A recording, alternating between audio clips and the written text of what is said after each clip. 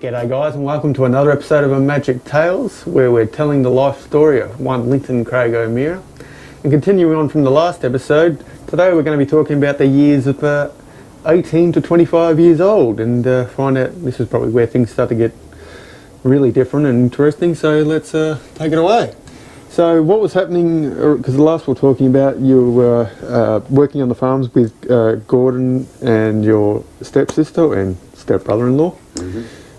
So let's go from there. This is when you're about 18, you're still working there, and so what happened from there? Well, that was the years of sort of moving on from farming then. Yeah, right. I think, okay. yeah, and this is where you want to experience some more to life. Yeah, well, that's right. I need to broaden my vocabulary of everything. Yeah. Things that I'm interested in. Yeah. So I went to GMH from there. Which is General Motors Holden. Yeah, into the Holden. So our whole family is Holden people. Supporters, yeah. Yep. And so it'd be nice to work there. So I need to know how they're built. So when I'm working on a Holden, I know what I'm doing. So you want to fully understand. Yeah, I want the in the factory stuff. How, yeah. You know, how was it made in the factory? As to how I might repair one later. Yeah. Okay. And having to know that, you know. And that's a unique way of sort of learning that knowledge. Yeah, and I thought the best way to learn about cars that you like is to go and work there. Yeah. Right? Yeah. Even though they're later models, are still using the same technology as our older models that we were buying and driving then. Yeah, and it still explains the basic function of a vehicle. Yes, and in speaking of driving then, so the first cars come along, because I was 18. Yeah. My first car was a HQ Monaro. Right. Yeah. So I had to have a Monaro. So that would have been about a mid-1960s model, wouldn't it? No, 72. 72? Yeah. Oh, yeah. 1972, yeah. Yes, that's right. Although I have had 69 model cars and things as well after that. After that, but the first one was the HQ. Was a 72 HQ. And was that at the... Because, like, for example, if I was 18 today and I had a... it's a bit hard to say because they don't exist anymore, but if I had a brand new Commodore, that would stand out as, oh, he's got a lot of money. Was HQ considered above what most people your age were able to get? Yeah, a little bit, yeah. It was, okay. Yep. I think also the quality and the condition of the car. Right, okay. And most people would have a bit of a rundown first. Yeah, some people would have, most of the mates getting a car not quite as... flash. You know, flash, yeah. So it had a nice brand new paint job, was resprayed. Right, and was that by someone you knew? Yeah, by Morris. Morris, yeah, stepbrother, yeah. Right. And who also put a decent motor in it. Right, so it was different from the original. Yeah, the original was, I'm not sure if it was 161 or 173. Could have been 161. But more likely 173. I think it was taken out and fixed up a bit. Oh, okay. So it would have had, I think, possibly a mild cam put in. Oh, so we modified the engine and then put it back in as basically a brand new engine. Pretty much, that's right. Okay. Yeah, maybe something done to the head, new gasket or something, whatever. If I had my way, they would have been shaved down more. I understand that that's a very common thing today, but was it back then? Yeah. It was common for people? Oh, yeah. Okay. Morris used to race at Calder. He had some Tiranas. Oh, really? Okay. He used to race Tiranas. XU1s and stuff like that. Oh, wow. I think he had a 5,000. Oh, okay. He was pulling sixes, quarter mile. I remember that. And did actually, in those days. At that time, were hot rods around, or was it still a bit too early for hot rods? Still hot rods around as well. Oh, okay. Yeah. It's interesting to see how far back it was that people were still customising their vehicles. Yeah, it's quite interesting. Car shows and that were on. Yeah, okay. Yeah. Exhibition buildings. There was only, this is happening in the 60s when people were modifying their cars, and cars have only been out, another 30, 40 years. Yeah, 20 years. So people were already customising it. Oh, yeah. Interesting to see that it happened that early. Yeah. Okay. He had the Yellow Terror heads and everything on his in those days. Right. When Yellow Terror was just starting up. Oh, okay. Right? Everyone heard of Yellow Terror, I think. So basically, you got a step ahead of everyone else. You got a I knew all this from Morris, from my brother, stepbrother, which was really good. Yeah, fantastic. Did you have your licence before or after you got the car? Oh, no. I think I got the car before I got my licence. So was there possibly any driving the car before you were licensed? Yes. And others. Were you ever caught by anyone? Well, on the farm I was. I had a Toyota paddock bomb on the farm, and I used to drive that all around the place at the back roads and Manx Road over there, Clyde Way, past back of Cranbourne. And yeah, got pulled up one night, and yeah, that was not good. So, wait, did you actually get pulled up by the police? Yes, the cops pulled me up, yeah. Okay, so how did that instance end with you going home? Oh, well, the car had to stay there. The cops brought me back to the farm. And I think the guy at the farm, and Gordon was across the road, because it was another farm now, they dealt with it, and then we told Dad after that, the next day or something. So that was not good. And I had to go and see some stupid movies in town, get my name ticked off. Because in those days, I was only 17 then, I think, or 16, can't remember. That was before the HQ, right? Right. Because when the HQ come, I'm trying to do it properly. Even though I stuffed that up 3 times, third licence after some time. I'll tell you more about that. 3 times, okay. Yeah, well, because I had to test the carburettor, put a new carby on, and to get it into that secondary area, you got to do more than 100 k's. So 130 k's, get pulled up on P plates. So it's 80. Where we're supposed to be. Even on the freeway, yes, it's still only 80. Oh, well, off to court. You might as well just have that, take that, and wait another 3 months, go down, apply again, sit the test again. And anyway, cut a long story short, a couple more licences. The last one they gave me, they said that you would not get another licence out of this office in Dandenong. Oh, you won't get another licence out of this office. You got it? See ya. Here's your licence. And you actually haven't I've lost still it. got that licence. I've Yeah, still I was got gonna that say, one today. You've never lost your licence No, since, have not you? since then, no. No. No. So for 30 years more, Yeah. I've still got that one. There were the years of fast cars and girlfriends, lots of girlfriends going on, 2 at once and stuff. I had to make up lost time. So a bit of a womanizer work. Well, I wasn't allowed to have girlfriends as a kid.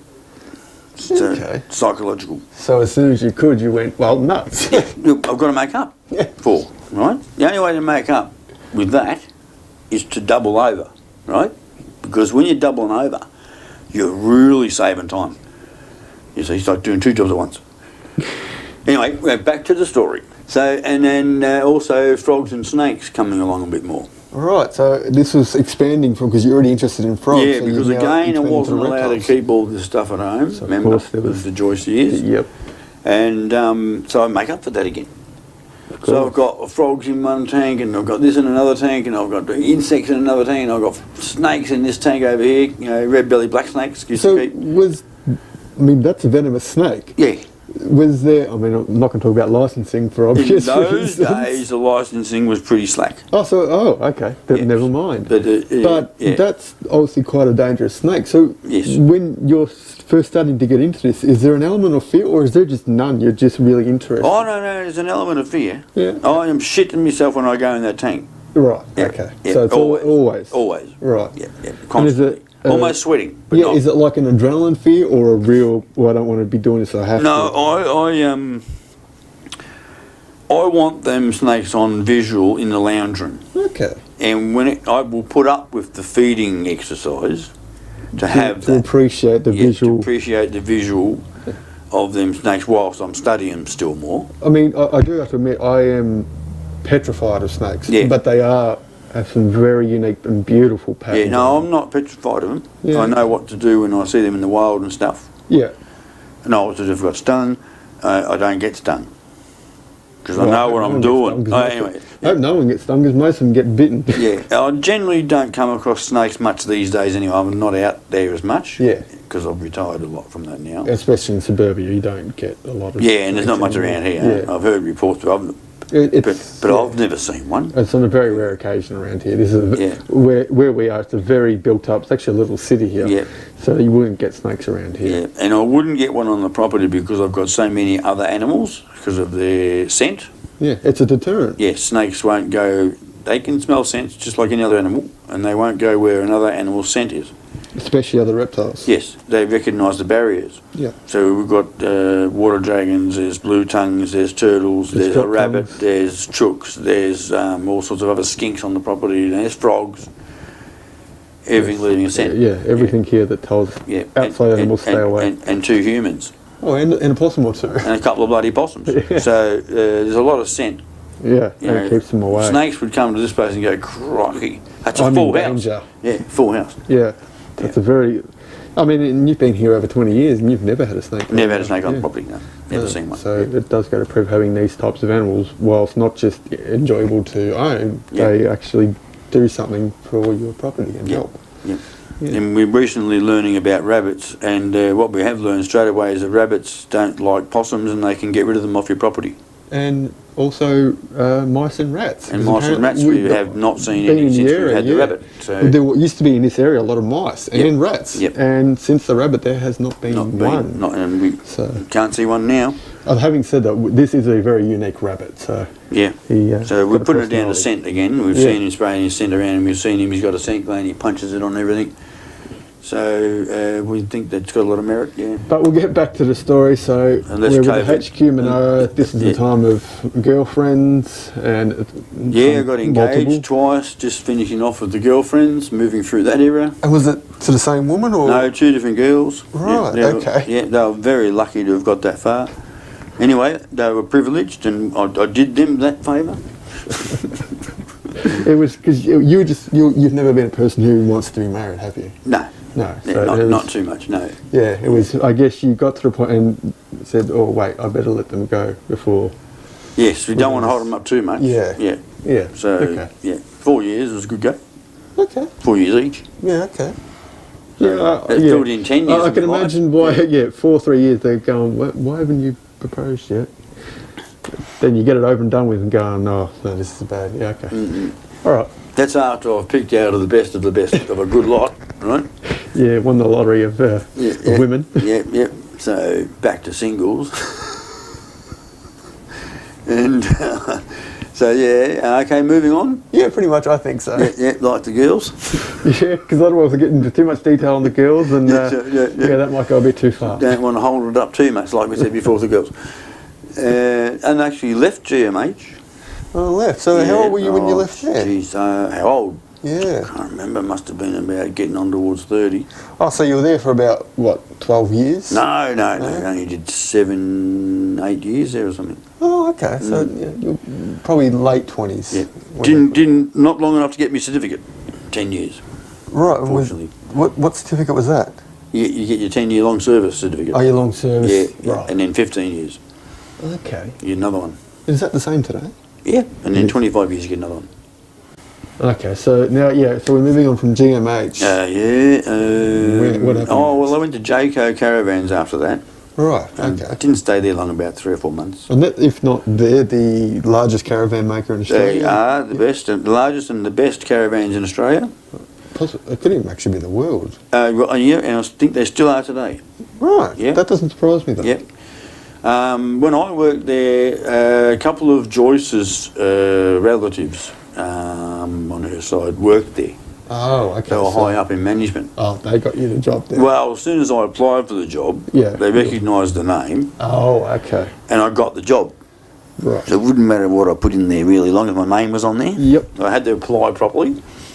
They knew I was applying. Yes, okay. And just apply, and we'll put you've got to apply. You can't just put you on. Okay. Yes, you got the job. Anyway, start on Monday. Okay. Yeah. And I had another mate working there too. And he helped me get the job too. Right. So make sure I go on the right department. Yeah. Because in the job they asked, do you know anybody here? And I put in, I know Bo and cladding.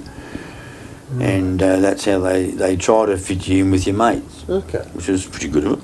Well, that's actually not probably... My mate told me to do that. When they ask you about, anyone, make sure you put me down there so that you'll get on my line. Yeah, well, I mean, a team that already knows each other will probably work more effectively. More efficiently, that's right, Yeah. So, and really good management too, I must say, and down there, but it wasn't the work that I wanted to do. Right. It was too hard on my knees, and that I was underneath and doing. Yeah. I said I couldn't do this for too long. And it was only a bridge a bridge job Right. because I had another job in an aquarium coming up. Oh, okay. And when I left GMH, the job wasn't quite available yet. Oh, so you had to get an in-between. Yeah, and I had enough money to support myself for a couple of months. So I said, I'll have a holiday, and then when it comes up, I'll do that. But in the meantime, this J-Code job come up. Okay. And that bit into my money's off. Like when you leave a job, you get holiday pay and stuff. Yeah. And I think I got about 3 weeks holiday pay and all these other things that got paid, you know. So I had plenty of money. And so I was in my 3 weeks holiday that I was supposed to have. Yeah. And right. I started at JCar 2 weeks into my holiday, so I missed a week holiday. Right. Cut that out. Okay, cut it short. Yeah. Missed a week's holiday because I started early at JCar. Okay. And so, which didn't bother me, it just means miles ahead in the money again. Yeah, exactly right. So, and I had 2 weeks off, you know, and it wasn't Christmas time. At least you got a break. Yeah, it was just when I left and I had got the holidays then, you know. Yeah. So it wasn't official Christmas or anything. Yeah, It wasn't really Christmas holidays, but It wasn't planned at all. Really. Yeah. And I just said, well, who cares? Yeah. And so then and that was bridged in between this job and the aquarium. And the aquarium job was coming up, and I'd spoken to the boss in the aquarium about that I started work here. Yeah. And he goes, oh, that's good, I can delay this a bit further then. I can delay this a month or so, the job. I said, okay. Well, the guy was going to leave and he hasn't left yet. Oh, right, so he was waiting on someone. Yeah, waiting on him. So that's good, Craig. How about I'll let him stay another month and then you start until organised. I won't advertise the job as yours. So we worked on a JCar until I got the call. Oh, okay. So it was actually 6 weeks. And I used to visit the aquarium all the time anyway, Yeah, so I know what was going on. And I went into the aquarium one time and another time, and he said, oh, you still want the job? The guy's leaving on Monday, he's going. If you want it, it's yours, otherwise I've got to advertise. I said, oh, well, I'm at JCar. I said, well, just give notice and come work. How much do they pay you in there? And I said, I told him, he goes, I'll put $20 more on it, you'll come and work for me. Oh, that's not just an increase, that's a major increase. I've upped your wages, I'm meeting theirs and more, I want you to work here. So he literally doubled your wage? Not doubled, but $20 more for that time. It's not too much more. Wait, $20 more in your pay or $20 more an hour? No, at the end of the pay. Oh, I was going to say, if it was $20 more an hour, back then, not that an is hour, absolutely no. phenomenal. But even then, I think I was on 180 or something. Yeah.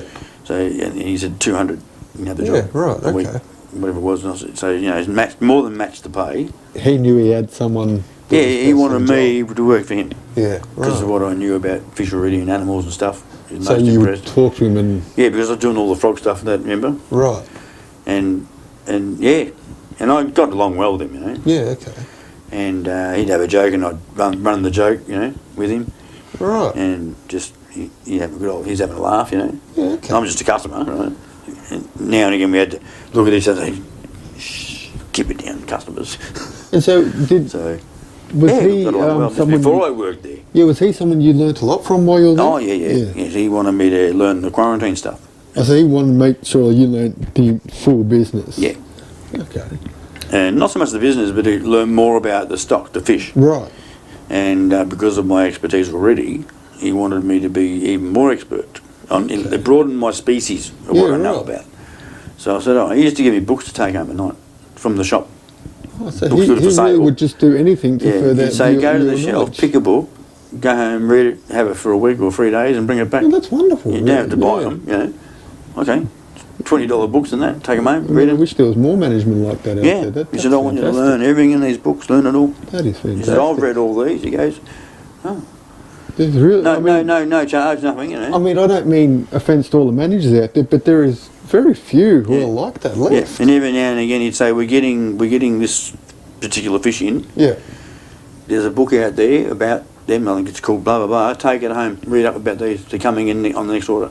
Oh, okay. I want you to broaden up on that, on this one. Just so we kept them better and made sure they came through quarantine into the shop. So basically you weren't just an employee, you were sort of like a project for him. Yeah, for sure. Yeah. Well, that's really quite it. Yeah. That's, really quite So fantastic. I ran I was the quarantine officer for Aquarium Life in Dandenong.